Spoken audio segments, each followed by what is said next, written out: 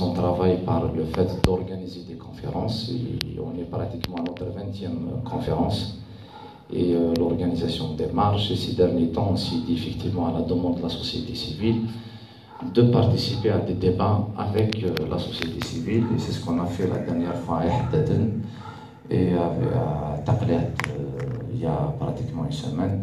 C'est une participation modeste bien sûr de la part de l'université représentée par le collectif des enseignants ATS, à la fois dans l'analyse, le débat et bien sûr l'animation politique, parce que l'Algérie effectivement a besoin d'une animation politique que le pouvoir a empêché depuis 1962. Donc je ne vais pas tarder, j'ai juste un mot à dire sur Fkhar. Fkhar, moi je l'ai côtoyé en 2010 en étant membre du Conseil national de la Ligue algérienne pour la défense des droits de l'homme. J'ai deux choses à vous dire. Fkhar, c'est un rebelle engagé que vous ne pouvez pas imaginer. C'est un homme kamikaze. C'est un homme convaincu. Il défend ses idées jusqu'au dernier souffle. D'ailleurs, c'est ce qu'il a fait. C'est ça à son honneur. Il est fidèle à ses idées, il est fidèle à sa détermination. C'est un rebelle engagé. Deuxième élément, moi je l'ai côtoyé en 2010, 2011, 2012 au niveau de la Ligue algérienne pour la défense des droits de l'homme, en étant les deux membres du Conseil national. C'est un amoureux de l'Algérie. J'ai jamais vu quelqu'un qui aimait l'Algérie à l'époque comme Kemal Din Fkhar. Il aimait l'Algérie à sa façon, il aimait l'Algérie démocratique, laïque, républicaine. Malheureusement, le pouvoir algérien, d'ailleurs tout à l'heure on va parler de ça, comme il l'a fait avec plusieurs militants, il est le premier responsable de son assassinat. Ce n'est pas une mort naturelle, c'est clairement, c'est une liquidation, et j'assume mes mots. C'est une liquidation et le pouvoir algérien, malheureusement, il a programmé cette liquidation. Donc, paix à son âme. Pour le collectif, donc, nous avons parmi nous donc, des membres du collectif.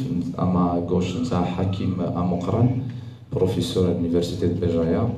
Nous avons Abdelrahman Habi aussi. Nous avons Bachir Mziani, à la fois il est enseignant, professeur à l'université et en même temps président de la commission des œuvres sociales. C'est tout à fait un travail qu'il est en train de faire et je le salue par rapport à ça. Madarouat, nous avons Samir Meroubi qui est représentant des travailleurs, des ATS.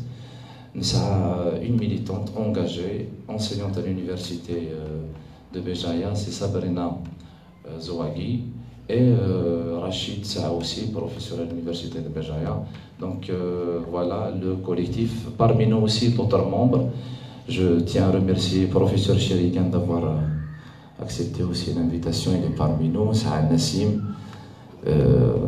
ça a Kader et ça a Kamel. Et bien évidemment, je ne vais pas oublier notre ami Fatah Bouhamila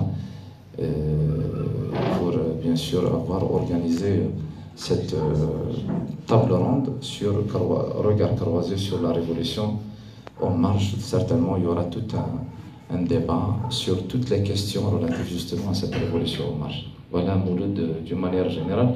Fouad, tu es le patron, vous pouvez gérer le débat comme vous voulez. Voilà, ça merci Mahreuz. De notre côté, nous avons toute l'équipe pour toute l'assistance pour venir débattre justement. Et nous avons Aïdali Hamou qui va participer dans l'animation, la modération de la table ronde. Donc avant de passer la parole à nos invités, je commencerai par Hamou pour nous en dire un mot par rapport à la rencontre et par rapport à ce qu'il pense. On a initié le mouvement YAG, donc le mouvement révolutionnaire d'une grande ampleur. Donc, à un certain moment, on a besoin quand même de partager des idées, la société de façon générale, entre les différents courants qui traversent la société. كل يوم نسريس بارابور كل يوم استحثيس كل يوم نمشي تولي يعني في سعادة مغلي بارابور à tout ça. Comment donner des perspectives à ce mouvement comment expliquer, analyser la situation, que les forces sont en présence, la nature du système algérien dans tout ça. On a initié, quand même, on a fait peut-être 4 rencontres, je crois. Et il se trouve que dans cette dynamique, on a besoin de jonction, de faire jonction avec d'autres secteurs, d'autres franges de la société, de façon générale. Il se trouve qu'aujourd'hui, on a nos amis universitaires de l'Université de Béjaïa, avec qui on va essayer de partager un peu nos visions et nos idées surtout, pour essayer de donner plus de clarté, plus de visibilité et le mouvement de façon générale. Pour arriver justement à une sorte de convergence, parce qu'on est appelé demain à initier peut-être des rencontres pour voir les alternatives possibles, donc pour voir vers où on va aller. On est en train de dépasser une page historique pratiquement, donc on va passer d'un système à un autre. Chacun y va de son analyse, donc ça va faire une sorte de transition. On va vers où? Quelle Algérie on espère pour demain? Donc nous sommes sur on a le constat. Comment construire l'Algérie de demain, c'est ça l'objectif, je dirais, c'est peut-être pour déterminer justement au-delà de toutes nos divergences qu'on doit mettre sur la table aujourd'hui, plus que jamais dans la transparence la plus totale, et pour voir quels sont les compromis possibles et les convergences nécessaires qu'on doit établir pour aller vers une Algérie meilleure. Donc,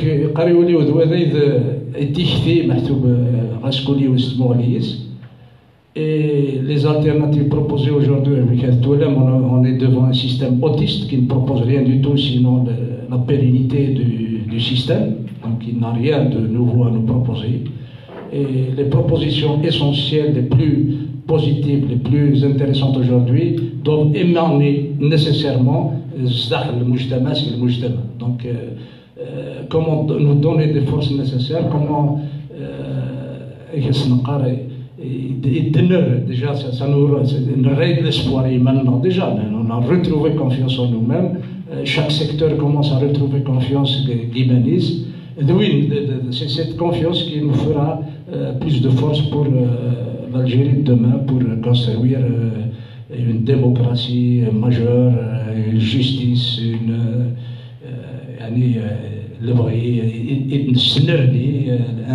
un rêve باش سنيني وهيد ثربعت بوشوارب رانا نحلموا غير نحلموا باسكو on aimerait. Voilà.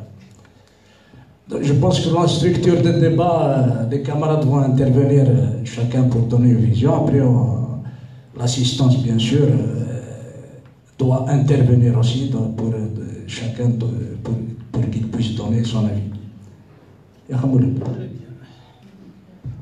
Voilà, c'est merci Hamou. Donc, on passe directement la parole à nos invités. On commence par Sabrina Zouagui. Voilà, pour donner sa vision par rapport à la situation. Donc, Madame Wendeiglen.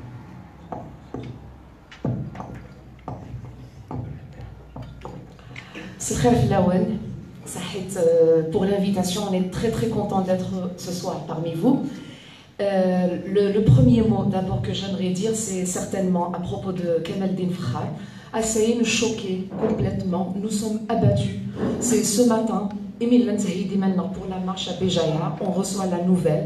C'est un choc terrible parce que il a souffert, il était dans le coma, mais ça a l'espoir, parce que, comme je l'ai dit tout à l'heure à mes amis, nos militants, on a besoin de vivants, mais chez morts. Voilà, vivants. Parce que quand ils sont morts, leur message est là, mais quand même c'est une très très grosse perte. Et ce qu'il y a lieu de dire, c'est que Tourin, on doit se tourner vers l'avenir. Il ne faut pas que Kamel Dinfrar soit mort pour rien. Parce que là, on va échouer. La plus grande insulte qu'on pourrait faire à Kamel Dinfrar et à tous les militants de la démocratie, tous les martyrs de la démocratie, c'est d'échouer ce mouvement. C'est d'échouer dans la réalisation des objectifs de ce mouvement.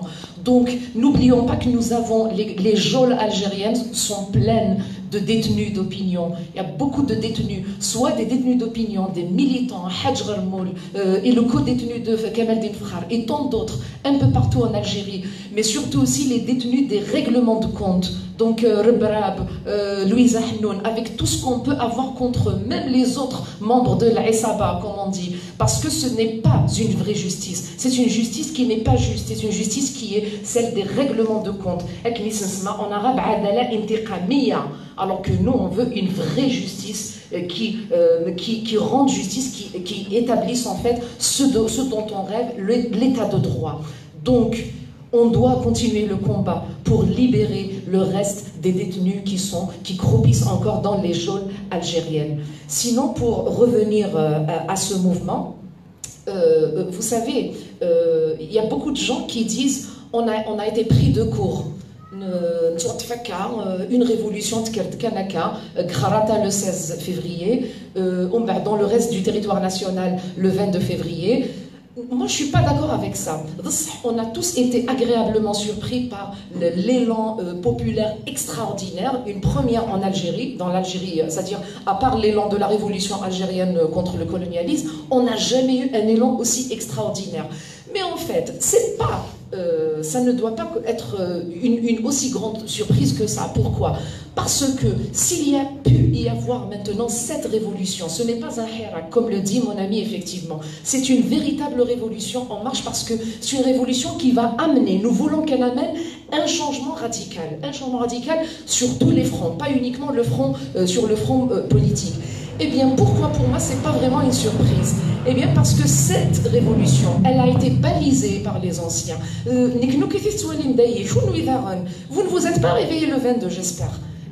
On s'est réveillé bien avant, on était là bien avant, on a des militants dans des partis politiques, dans des cafés littéraires, dans des associations, des militants électrons libres tout court, comme nous tous. Eh bien, nous ne nous sommes pas réveillés. Le 22 février, ce n'est qu'un aboutissement pour moi. Ce n'est pas un commencement, c'est l'aboutissement de toutes nos luttes.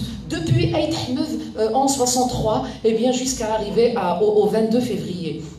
Donc, cette révolution, elle s'est levée, elle est là pour justement changer ce système. Nous sommes tous en train de dire quoi? Quel est le slogan phare? Système dégage. Système dégage. Et c'est quoi système dégage? C'est vrai que si on le garde comme ça, ça va rester au stade de slogan. Voilà, ce n'est qu'un slogan populaire. Mais justement, donc, Niknis les universitaires. Donc, je refuse le fait de dire que nous avons rejoint le mouvement. Nous ne l'avons pas rejoint, nous l'avons impulsé. Nous sommes là depuis avant le 22. Donc, ce n'est que l'aboutissement de tous nos efforts.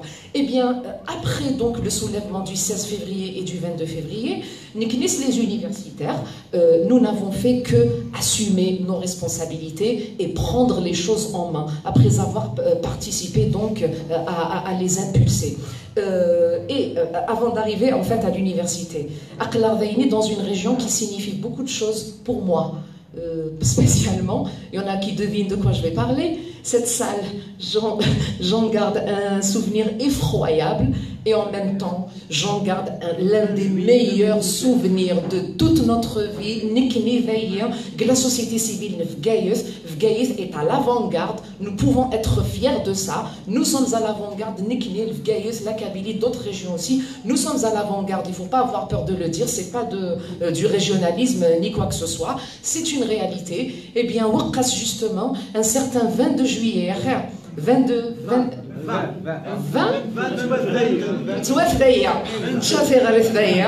voilà, lors de la mémorable conférence de Ramadan Achab, voilà, quand on était tous là venus pour soutenir, que j'étais beaucoup plus venu pour soutenir le café littéraire de Ouqas que pour assister uniquement bien sûr à la conférence de Ramadan Achab. Donc nous sommes une région qui a souffert.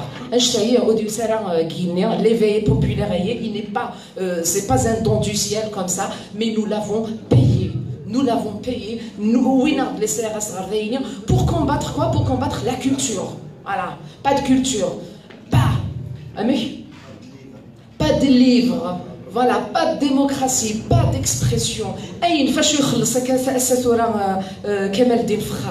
C'est ignoble, c'est révoltant que nous nous retrouvions encore, Mazel, sous ce pouvoir, le clan d'Oujda qui a usurpé la démocratie, plutôt qui a usurpé l'indépendance de l'Algérie. Donc la meilleure riposte, ça a été une semaine plus tard, ici même, le 29. D'ailleurs, bien sûr, la fameuse marche du livre, je pense que nous sommes les premiers dans le monde. Afni d'un exemple d'une marche avec des livres. C'était la meilleure riposte et la preuve, le café littéraire, c'est l'un des plus actifs sur le territoire national et on ne peut que se féliciter pour ça. Donc en fait, on est issu d'une région frondeuse, d'une région qui parle, qui s'exprime, qui se révolte, qui agit, et même, c'est la même chose aussi pour son université. Donc, Niknis, les universitaires de Béjaïa, comme je l'ai dit tout à l'heure, on a pris nos responsabilités, on s'est dit, une révolution, c'est toutes les couches sociales, c'est tous les Algériens qui la font. Il n'y a pas que c'est-à-dire que les marches, il n'y a pas que les couches populaires qu'on retrouve. Avant d'être des enseignants, nous sommes d'abord des enfants du peuple. Donc, on est là en tant qu'enfants du peuple et on est là aussi en tant qu'universitaire. Parce qu'une révolution aussi, c'est pas que des marches, c'est pas des slogans, c'est aussi des idées. Voilà, ce sont des idées. Et toutes les révolutions du monde, toutes les révolutions, elles ont eu leurs théoriciens. Elles ont eu leurs intellectuels, elles ont eu leurs universitaires, elles ont eu des idées qui les ont fait naître et qui les ont accompagnés. Donc, on a pris nos responsabilités lors de la toute première marche universitaire, le 26, n'est-ce pas, le mardi MSCR, le 26 février. On s'est réunis. Le collectif El Makaini, il est né comme ça. Il est né, vous savez, dans la spontanéité la plus totale, sans aucun calcul, sans élection, sans choix. C'est-à-dire, ce qui nous a motivés, c'était notre esprit révolutionnaire et notre volonté de changer les choses. Eh bien, encore on manque, hein, il y a beaucoup de membres qui manquent à l'appel, ce qui est magnifique, ça veut dire qu'on est encore plus nombreux que ça. Donc je parle du collectif des enseignants actifs sur le terrain. Eh bien, on a décidé de prendre les choses en marche et de participer de façon active à cette révolution en marche. Et comme vous le savez tous, certainement vous avez tous été nos invités aussi, eh bien, nous avons organisé, comme l'a dit Mahrez tout à l'heure, tout un cycle formidable de conférences. Nous avons eu des invités de toutes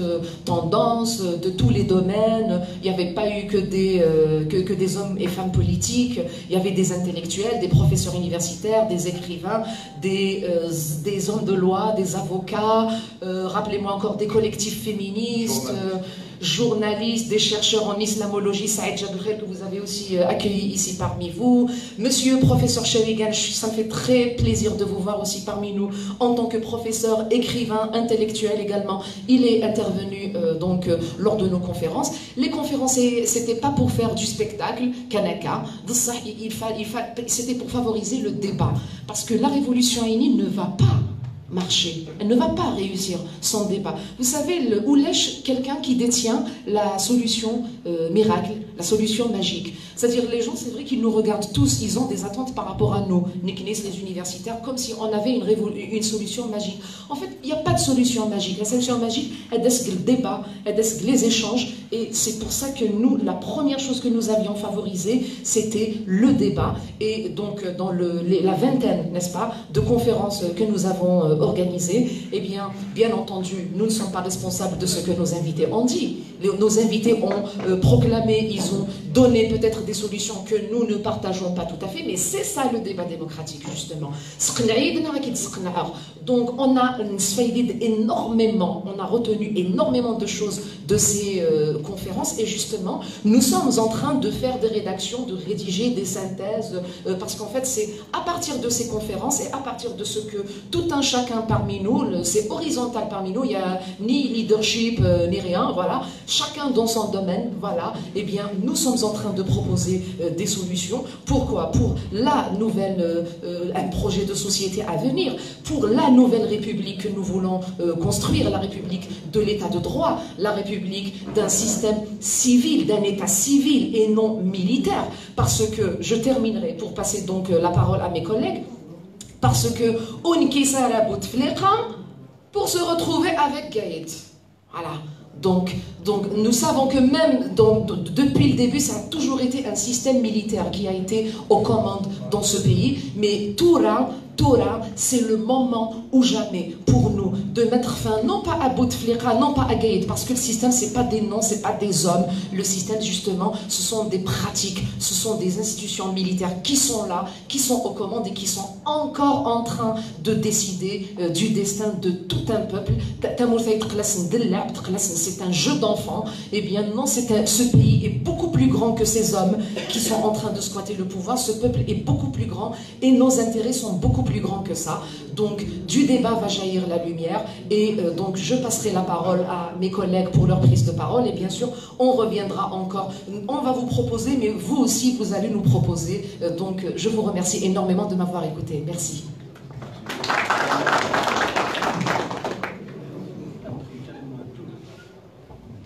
Voilà, donc, cette merci Sabrina.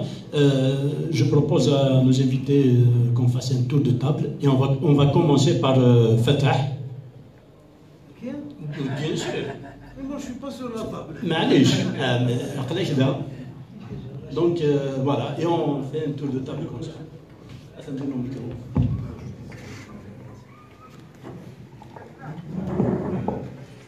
Bonsoir tout le monde. Je me suis le prendre là.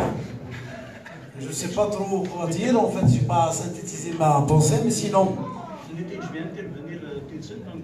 Mais bon, après, il n'y a pas de souci. De toute façon, tout ce que j'ai envie de dire, en fait, j'ai envie qu'on fasse un bilan en première étape comme ça des activités que nous avons menées à l'université. Nous avons initié un tas de choses. On s'est dit, on a créé ce collectif enseignant ATS pour donner une espèce de point de chute au mouvement populaire, à la révolution en marche sur Béjaïa. On a envie que les gens sur Béjaïa aient un endroit où se réunir, où discuter, où débattre. Et on s'est dit que l'université c'est le lieu idoine. On a décrété porte ouverte. On s'est dit pour une fois, porte ouverte sur l'université, ce n'est pas de la démagogie. Ça a toujours été un truc démagogique des autorités depuis 62. Pour une fois, c'est des citoyens qui organisent des portes ouvertes. Et ça s'est réellement passé comme ça. Maintenant, nous sommes à peu près à 2 mois depuis qu'on fait ces choses. On a envie de faire un petit bilan. Qu'est-ce qui n'a pas marché? Qu'est-ce qui a marché? On a donné la parole à peu près à toutes les figures qui sont apparues et qui ont été médiatisées par les réseaux sociaux, la presse, les télévisions, je ne sais pas si c'est libre ou pas libre, les petites télévisions Kerala, c'est des télévisions Lansège. Ils nous ont fait connaître plein de personnes qui ont pris la parole, qui se sont exprimées, et puis des gens un peu anonymes, comme le collectif féministe qui sont venus s'exprimer. Pour moi, c'était une des plus belles interventions. Pourtant, ce n'est pas des gros noms comme ça, ce n'est pas des gens connus, mais ils ont eu les propos les plus justes, les plus judicieux. Donc, moi, la question que j'ai envie de poser à mes collègues, est-ce que nous avons réussi par rapport à nos étudiants? Il y a 45 000 étudiants à l'université. Déjà, la première rencontre avec grand-fille 5 Wakila, ils ont refusé de nous rejoindre. Ils ont dit, on va faire cavalier seul. Nous sommes trop nombreux et vous n'allez pas compter du tout que le mouvement il est que nous. Les enseignants, vous n'êtes rien du tout. Après, finalement, on s'est dit, pourquoi pas? Il y a des fêtes, des choses, et on va vous rejoindre, Mais tout compte fait, à mon avis, ils ne font rien. Ils ne font rien. Et personnellement, je fais un constat d'échec. J'estime que nous ne sommes pas arrivés à arracher les étudiants au système. Les étudiants, et aussi le recteur, je ne parle pas de tous les étudiants, parce qu'il y a des étudiants parmi l'assistance ici qui peuvent m'en vouloir. Non, je ne juge pas les gens personnellement. Mais en gros, les étudiants ils la communauté étudiantine de l'université. Ils sont le recteur. Les smartphones, c'est les Roussanais à l'Espagne. Il leur a trouvé un voyage pour une vingtaine de personnes. le recteur des chiens, des étudiants, les clubs scientifiques, qui bandent les chiens à l'Espagne pour un séjour pour service rendu. Voilà. Déjà. Donc, personnellement, je fais un petit constat d'échec. Pourquoi? Et j'ai envie de poser la question à tous mes collègues. Je pourrais revenir tout à l'heure. Merci de m'avoir écouté.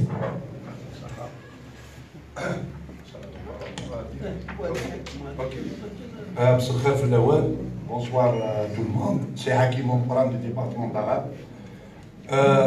Pour moi, c'est la première fois que je participe dans un mouvement national comme ça et que je commence à faire de la politique aussi.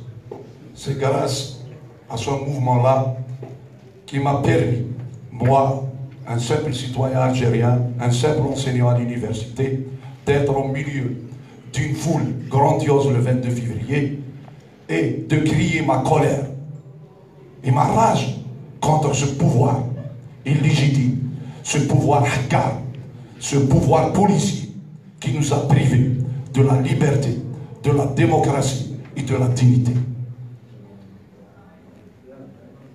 Je voulais vraiment faire quelque chose. Je suis à quel Winnet, mais sincèrement, depuis que M. Sabhagi Moudkhaïr Tifkhar, j'étais complètement. Je m'incline devant le décès de notre ami, de notre militant des droits de l'homme et des causes humanitaires et démocratiques de l'Algérie, Fkhardine Kamel Tifkhar, qu'on ne doit pas oublier que le système, comme on l'a créé sur Haguin, un pouvoir criminel, l'Irtil Fkhar Kamel. Il ne faut pas oublier ça.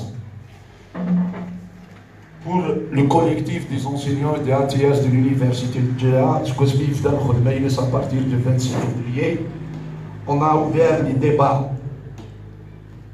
afin d'avoir des idées dynamiques de la construction. Et où joue le débat? Parce qu'on est une société, le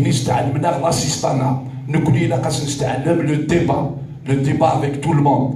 Tous les Algériens ont le droit de prendre la parole. Maintenant, et plus jamais, qu'on doit décider, même en tant que citoyen, en tant que peuple algérien uni, de la politique, de la société, de la culture, de la démocratie et tout. Bon, le débat qu'on a ouvert, on va y aller, Inch'Allah, à proposer un mémorandum. On commencera par la ville de Béjaïa. Ce mémorandum, ça sera une synthèse de tout le travail, de tous les débats qu'on a organisés, avec une synthèse qu'on soumettra à la population, premièrement de Béjaïa, et qu'on soumettra, Inch'Allah, à toute la nation après à débattre. Inch'Allah, ne verra que Béjaïa, l'avant-garde, est la proposition de Béjaïa, Inch'Allah, national. Notre participation à c'est pour avoir des idées avec la société civile. L'université, on a décidé d'affronter la société civile, aussi de la société civile. Il a que notre système, c'est un système autoritaire militaire.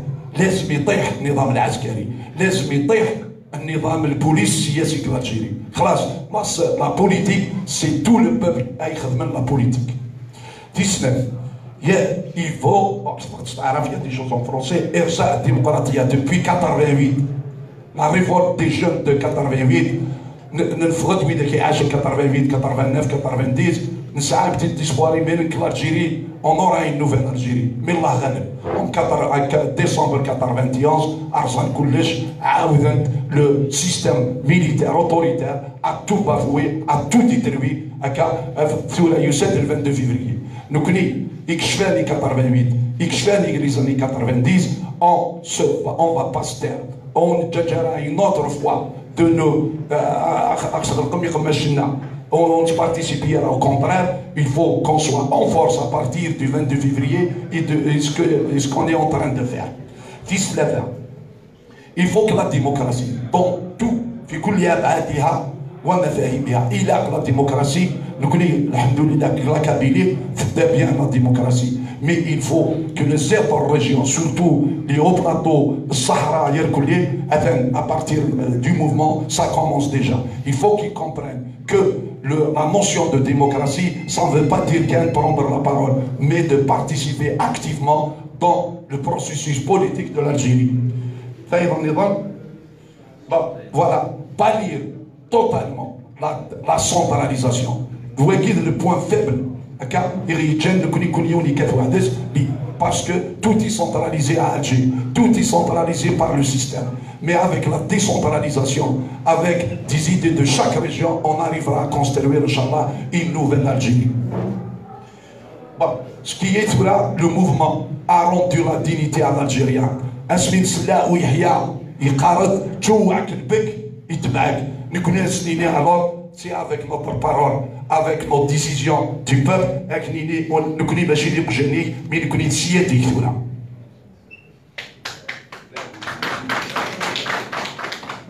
La révolution en marche, elle a cassé la peur chez les Algériens. Il ne faut jamais avoir peur de là. Parler, crier, dénoncer et proposer. Ça y est, le خوف يموت le 16 et le 22 février يتمثل. Il a carrément nous aller faire. Avec 4 décès. 4 décès déjà de la révolution. Mais j'ai 4 décès. Le dernier c'est Khar. Il faut que l'hommage soit rendu à ces décès. Et qu'il n'y aurait plus, Inch'Allah, de décès. Hama n'a réalisé l'objectif. Moi, je propose d'ici, de la tribune du café littéraire, pour qu'il y ait une nouvelle mobilisation, que chaque daïra Abdjaya choisisse une journée et appeler tous les villageois à descendre à la daïra, chef-lieu de daïra, et de faire une marche. Il a le dernier village d'Aoukas, pour attirer la mobilisation de Sankorat, chaque daïra organise ses marches. Le mouvement toujours,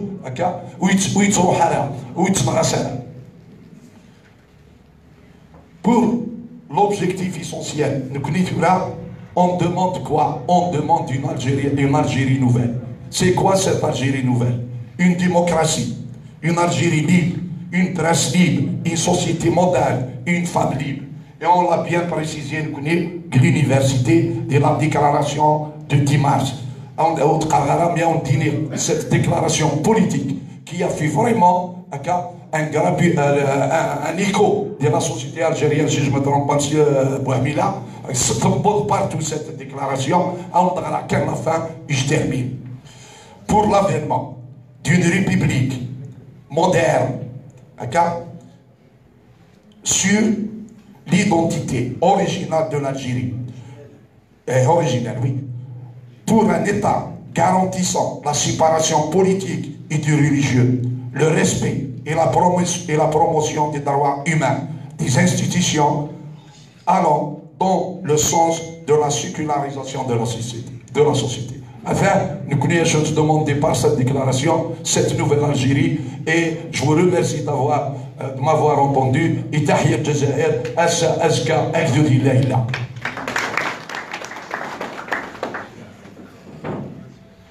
Bon, Azul Fnaoun, Habib Abdelrahman, donc département génie des procédés, faculté de technologie,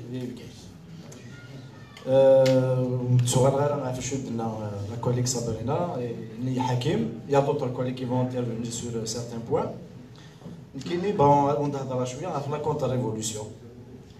Bien sûr, je ne suis pas un spécialiste des contre-révolutions qui n'aident la révolution, mais c'est juste à partir de quelques constats. Donc, le mythe de la révolution le 22 février, nous avons comme c'était Facebook. Rendez-vous vendredi 22 après le Jamoua, donc Tazalith. Personnellement, j'avais peur, vous allez Al-Shahid.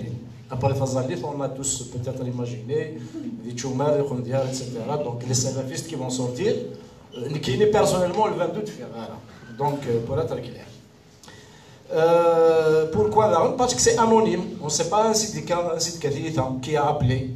Pour quelle raison ils ont appelé? On n'a rien compris, enfin personnellement peut-être, il y a des gens qui partagent la vie. Les réseaux sociaux, mais je Facebook parce qu'il y a d'autres un peu dans le monde entier, ils ont eu du succès. Par exemple, Donald Trump, parce que quand il a gagné, c'était grâce aux réseaux sociaux, grâce aux Russes, à cause des Russes, on ne sait pas. Donc les réseaux sociaux ont joué un grand rôle dans la victoire de Donald Trump contre les démocrates américains. Différence aussi, récemment, Emmanuel Macron, il avait pris une jeune équipe de jeunes, c'est des jeunes qui étaient accros aux réseaux sociaux, H24 et les ordinateurs, etc. Ben, en grande partie, c'est grâce à eux et non pas grâce à son programme politique qu'il a gagné l'élection de France. Donc le travail des réseaux sociaux est très important. Donc pour notre révolution, après le 22, une fois qu'on a tous observé, c'était pas ben, on s'est tous mis au jeu. Facebook, certains le compte Facebook, etc. Donc Facebook nous a aidés à donc, lancer de la révolution depuis le 22. Nous sommes à l'université le 26, puisque c'était un mardi, le premier mardi.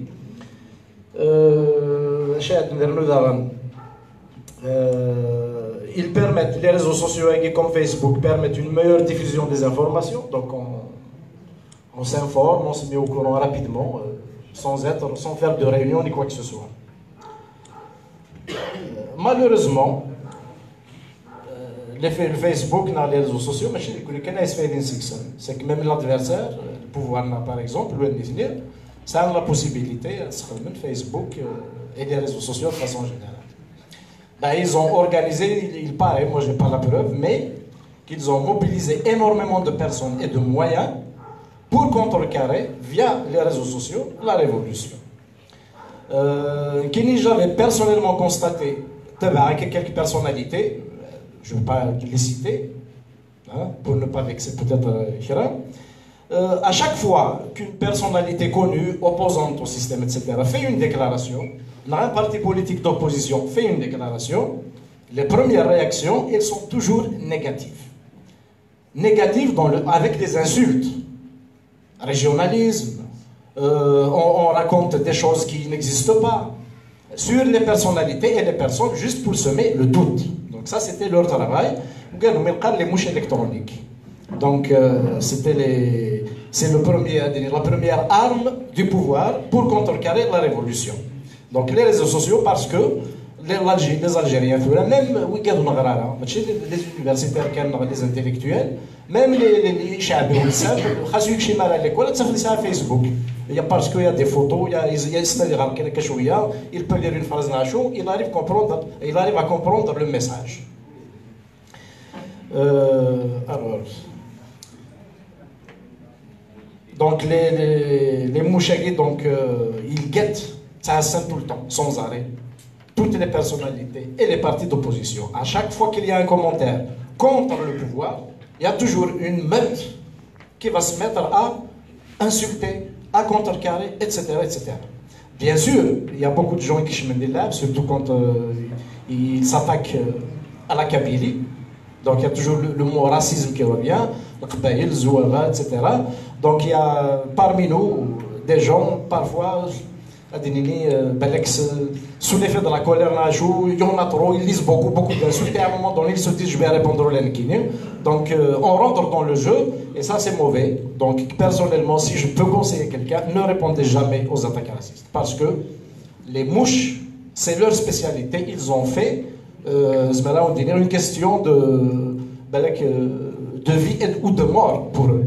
Peut-être ils les ont menacés, le américain, on va vous tuer, je ne sais pas. Donc c'est donc le premier point.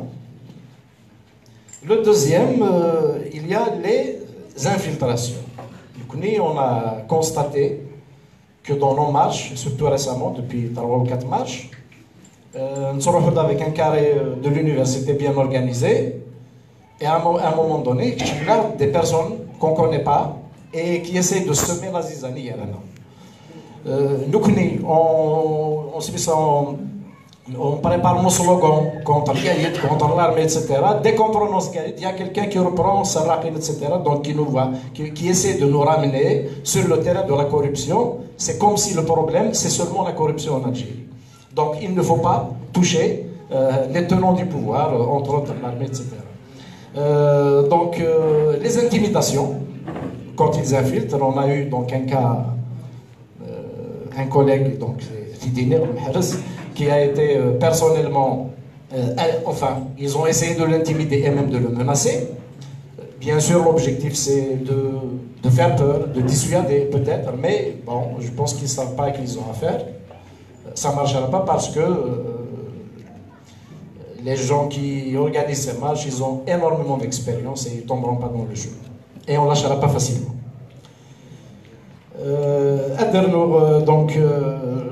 Donc le deuxième point, c'est les médias lourds et la presse.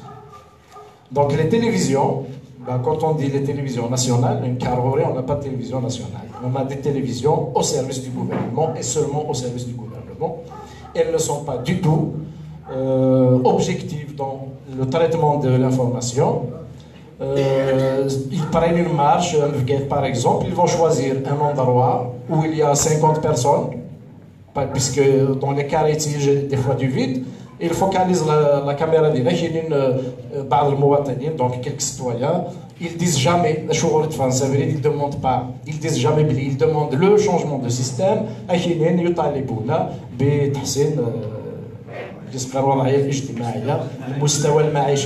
Donc les conditions de vie.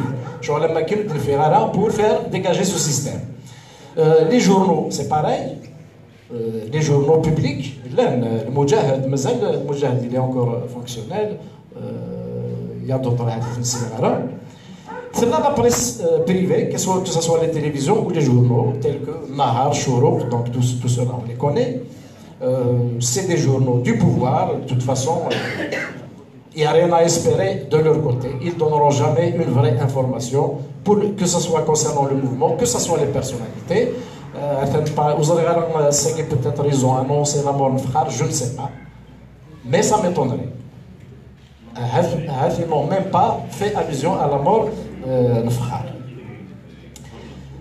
Donc le troisième moyen utilisé par le pouvoir pour contrecarrer la révolution, c'est les forces de sécurité. Les forces de sécurité, chaque vendredi, Alger est isolé. Donc, autoroute est-ouest, autoroute du côté est, du côté ouest, et même à l'intérieur d'Alger, les Boudoua et les Babzouar, ils ferment la route pour empêcher les citoyens d'accéder à la capitale. Donc, c'est une manière de... Enfin, ils pensent qu'ils vont diminuer le nombre de manifestants. Les mardis, comme aujourd'hui par exemple, à Alger, les étudiants, toutes les issues étaient barricadées. Ou se à la place des martyrs, ou se à la grande poste, puisque en d'autres termes, le pouvoir, il a beaucoup d'armes pour contrecarrer la révolution. Nous connaissons notre révolution, ça a une caractéristique à laquelle le pouvoir n'a jamais pensé. C'est le pacifisme. Au tout début, nous, la rue, on sait comment la maîtriser. La rue parce que dans sa tête, la rue, c'est seulement la violence. Dans sa tête, les citoyens algériens sont incapables de réfléchir, de proposer quelque chose, des idées concrètes. Et essayer de les concrétiser sur le terrain pacifiquement. Ils n'étaient pas du tout préparés. Donc la première arme du mouvement, c'est le pacifisme, auquel ils font tout pour casser, ils font tout pour nous induire à l'erreur, ils font tout pour nous pousser à la violence. J'espère que le peuple ne tombera pas dans le jeu et restera pacifique, quoi qu'il arrive, quelles que soient les personnes qui seront arrêtées ou provoquées. Oui, on sera en colère, certainement, comme nous le sommes aujourd'hui. On ripostera pacifiquement avec des idées, et je vous remercie pour votre attention.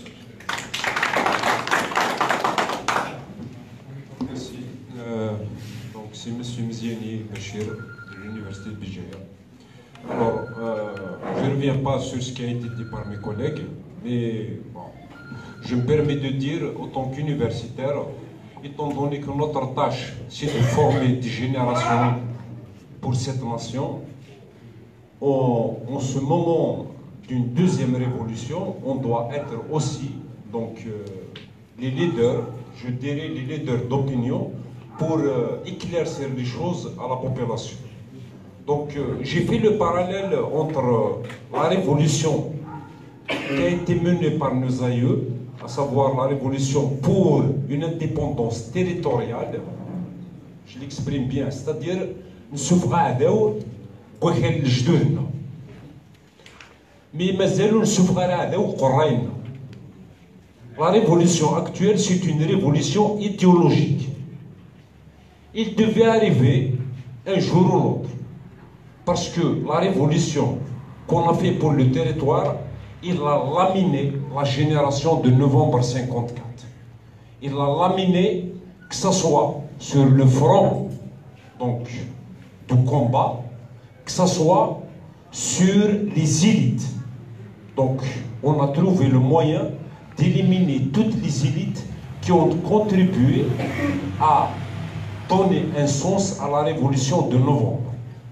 J'ai fait des parallèles. Tout ce qui s'est passé entre 62, c'est-à-dire 63, 65, 80, 88, 90, d'accord? On trouve des parallèles historiques avant 54.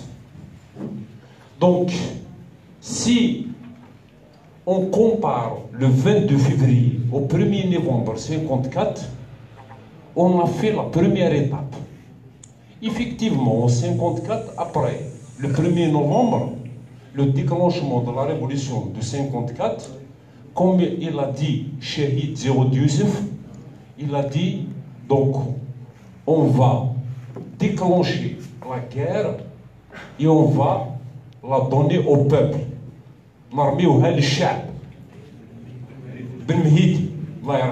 D'accord? Donc, c'est ce qui s'est passé le 22 février. Mais après le 22, après les différentes marches, il faut qu'on arrive maintenant complètement donc à baliser le chemin de cette révolution. C'est ce qui a été fait donc après la libération d'Abban Ramadan en 55. On est exactement au même point si on fait des parallèles historiques. Le parallèle historique de 55, on y est dedans. Qu'est-ce qui a été fait en 55? En 55, donc, pour raviver la révolution territoriale, on a fait tout simplement donc, les événements de Nord-Constantinople. Ce qui correspond actuellement au rejet des élections de 4 juillet 2019. D'accord? Donc, mais ensuite, quelle est la réponse qu'on doit donner à ce gouvernement? Ce qui a été fait après 55, c'est refonder complètement le champ politique d'avant la révolution par donc la demande d'oublier toutes les casquettes politiques d'avant la révolution et de se mettre à la disposition d'un seul front, le Front de Libération Nationale, qui a été squatté en 62. Le Front de Libération Nationale, c'est un front qui a été créé uniquement pour mener une guerre de libération territoriale. Malheureusement, comme on a étêté, donc on a coupé les têtes pensantes de la révolution algérienne, on a détourné le fleuve de cette révolution après 57 et l'élimination d'Abban Ramadan. On a construit donc une fausse république parce qu'on n'a pas réussi à avoir l'indépendance idéologique. N'oublions pas que l'Algérie était partie prenante ou bien partie intégrante du territoire français. C'était 3 départements français, ce n'était pas une colonie française.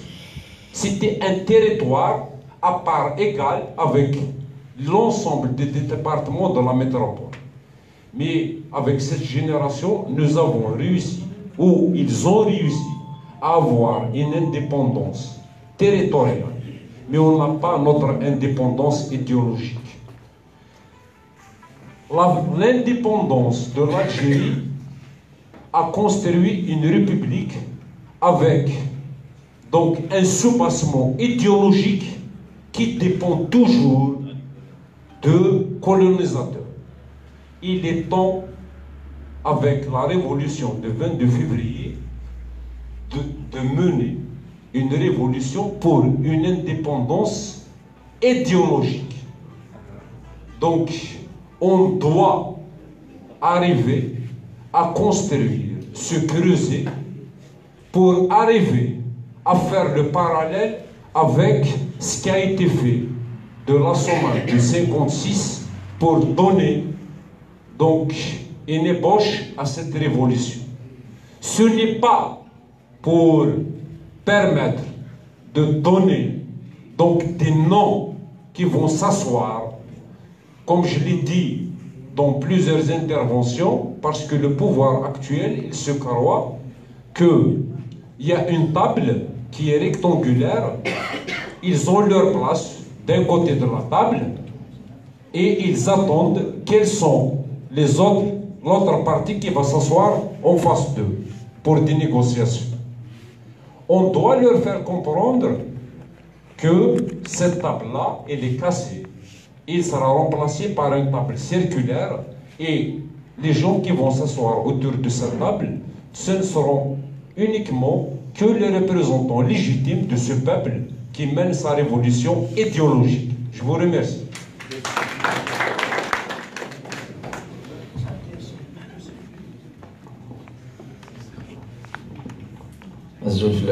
Moi, je ne vais pas prendre beaucoup de temps.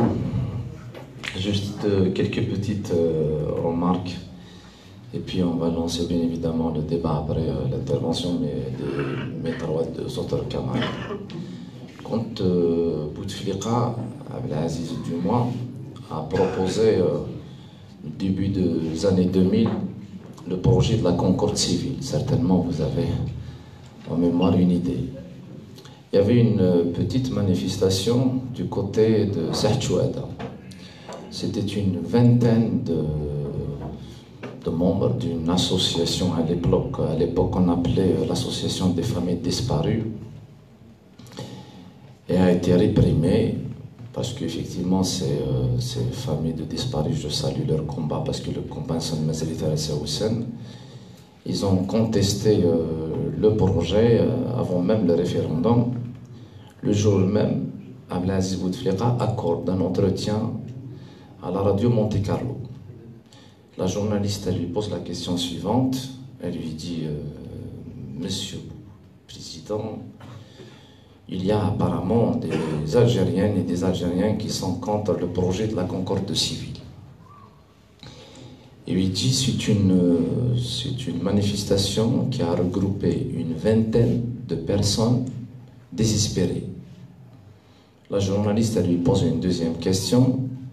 Elle lui dit, ce n'est pas le début de la chute de ce projet de la concorde civile, parce que vous connaissez effectivement la suite. Le projet a atteint, il a même ramené un autre projet qu'on appelle la réconciliation nationale. Abdelaziz Bouteflika lui répond de cette façon. Il lui dit, en tout cas, mettez bien dans votre tête, madame, que si vous constaterez au futur une manifestation qui va regrouper plus d'une vingtaine de personnes prochainement, ça ne va pas être la chute du projet, mais la chute du régime en place. 20 ans après, le peuple algérien a donné la réponse de Abdelaziz Bouteflika. Ce n'était pas une vingtaine de personnes désespérées, c'est 25 millions d'Algériens et d'Algériens qui ont donné une réponse claire à Bouteflika et au régime de Bouteflika et à toutes les composantes du système en place, parce qu'il n'y a pas que Bouteflika au régime, il y a une composante de 4 que vous connaissez pertinemment. C'est une réponse historique. Jamais l'histoire de l'humanité n'a connu une révolution qui a regroupé 25 millions jusqu'à 30 millions. Les Algériennes et les Algériens étaient au rendez-vous historique pour dire clairement rupture radicale avec ce système.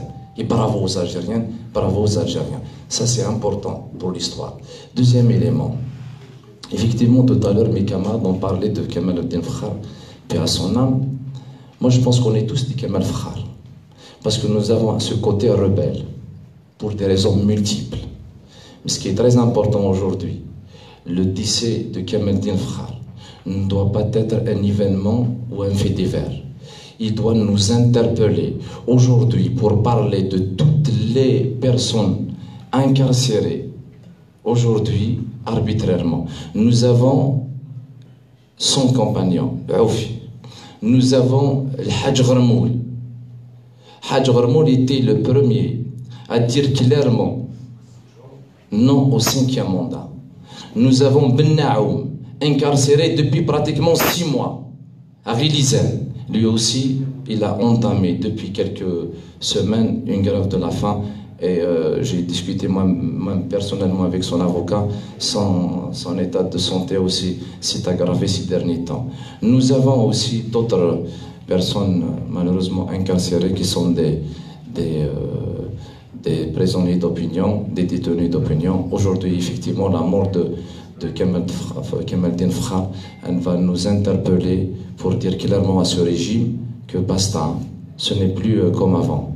L'autoritarisme du régime, il doit être banni à jamais. Ça, c'est une remarque. La deuxième remarque, c'est une réponse claire. C'est vrai que certains, ils ont dit que les Algériens, ils sont en train de rêver. Moi, je le dis, je le redis, les Algériens ne sont pas en train de rêver. Encore loin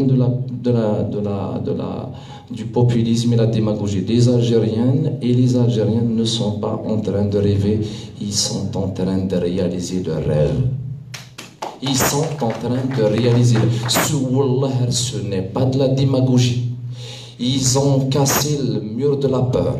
Ils sont réappropriés des espaces publics. Quand tu vois à Alger, à Constantine, Béjaïa, on avait à un moment donné dit que c'est un territoire libéré parce qu'on pouvait facilement organiser des marches et des rencontres. Mais il faut voir à Msila, à Constantine, à Ghardaïa, il faut rentrer à l'intérieur du pays pour constater effectivement la nature de l'autoritarisme du régime avec 2 pieds, 2 mains et une tête.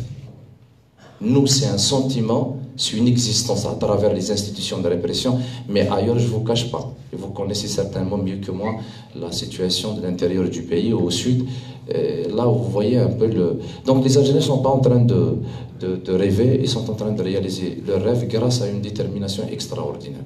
Maintenant, 3 questions, je peux sans rentrer dans les détails parce que certainement on aura la possibilité de les débattre tout à l'heure. Il y a 3 questions à poser.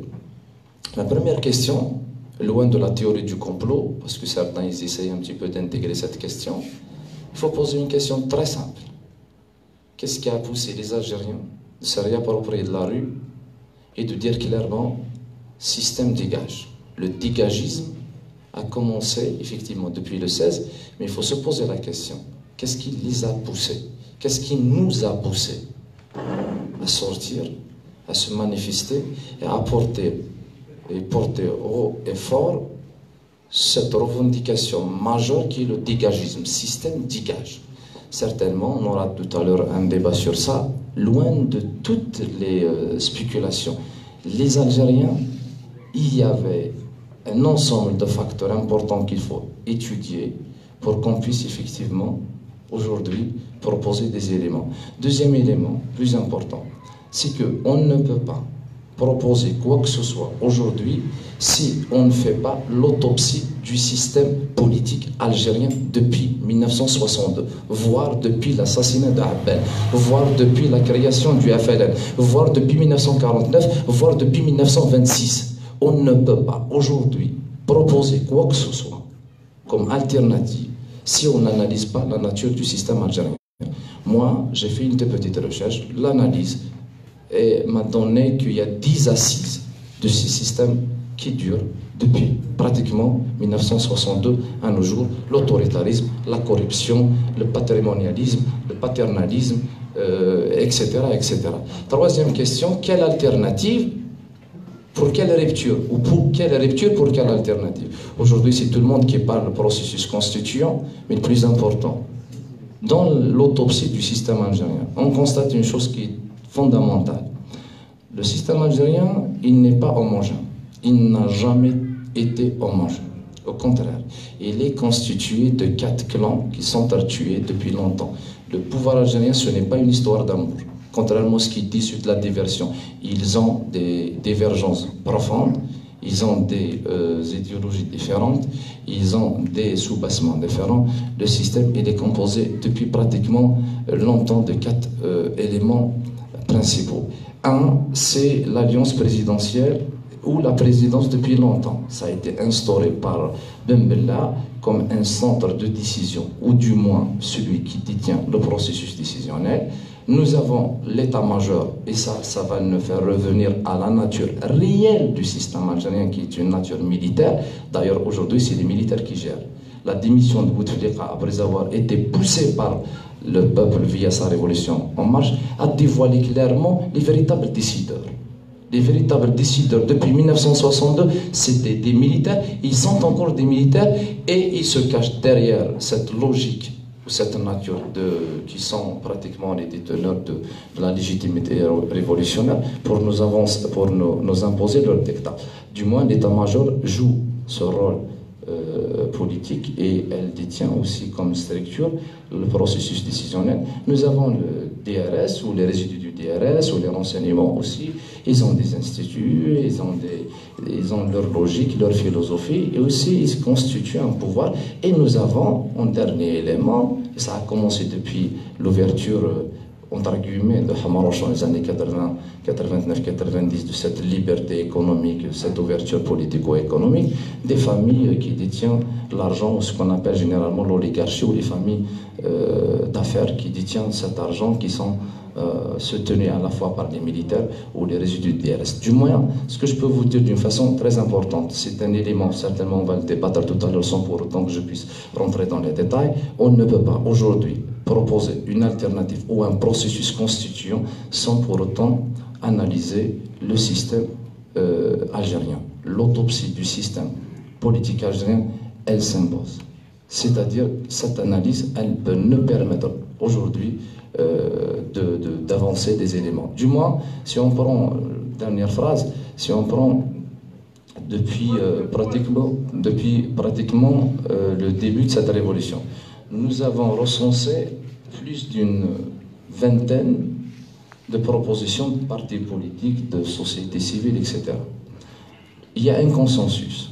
Ce consensus, on le trouve dans toutes les marches et on le trouve effectivement dans ces initiatives, dans ces propositions, c'est la transition démocratique. Ça, c'est un consensus national. La transition démocratique, ça ne va pas se faire par une logique verticale, c'est-à-dire ça ne peut pas se faire à l'intérieur du système, par le système, mais ça va se faire d'une façon horizontale, c'est-à-dire à l'extérieur du système, et ça va se faire par, bien évidemment, le peuple, la société civile. Maintenant, on se met sur les procédures, mais ce qui est important, il y a un consensus fondamental aujourd'hui, c'est que la transition démocratique, elle ne peut se faire qu'à l'extérieur du système. Du moins, loin des logiques militaires ou l'oligarchie, les oligarchies ou les résidus du DRS qui sont en train de s'entretuer à l'intérieur du pouvoir pour du moins créer une alternance. Donc ce qui est important, ce consensus, on le trouve par le dégagisme, mais on le trouve aussi par les différentes propositions faites par des partis politiques, des associations, des intellectuels, des universitaires. Mais je répète encore une chose, on ne peut pas avancer une transition démocratique ou un processus constituant loin du système ou en dehors du système sans pourtant passer par l'autopsie du système algérien pour éviter la reproduction historique de ces conditions qui peuvent lui permettre effectivement de se reproduire à l'intérieur tout en sachant que c'est les militaires qui gèrent et c'est les militaires qui pensent inconsciemment ou consciemment qui sont les véritables détenteurs de la volonté populaire. Loin de ça, il faut réagir d'une façon très intelligente. Merci.